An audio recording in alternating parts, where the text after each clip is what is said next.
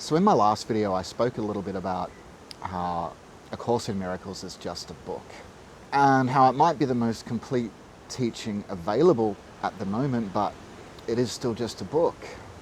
Or maybe a better word is that it's a symbol, because although it may have come from Jesus, the divinity that it's trying to teach you is inside of you. It's not in the book.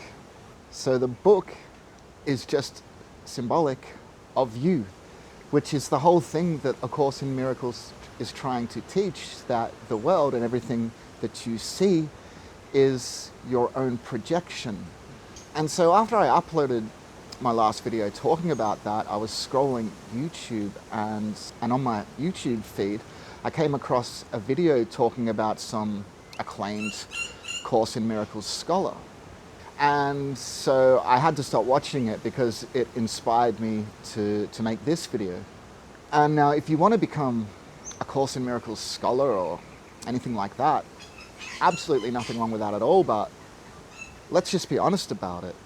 Someone with a ton of intellectual knowledge about the Course, or a scholar, and that's the same in anything really, isn't it? Theology, science, literally you name it. But someone with a ton of intellectual knowledge, generally speaking, not always, but generally doesn't grasp the core teachings, because the core teachings are really simple. Forgive the world in every single moment using the Holy Spirit's guidance. Undo the ego and remember who you are. God is. So simple in theory, yet still really, really difficult to do in practice. And so yeah, while there's nothing wrong with being a scholar of the Course, my videos aren't intended for those people at all. And there really is enough of that elsewhere. My videos are for those who do grasp the Course's concepts and do realize the simplicity underneath those layers of complexity.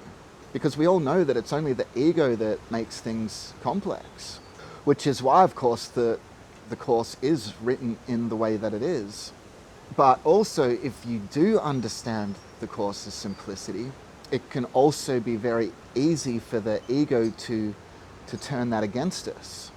Our egos can look at those who have a really deep intellectual knowledge of the Course and make it sound so profound and complicated, and our ego can use that to judge ourselves for having a much simpler view.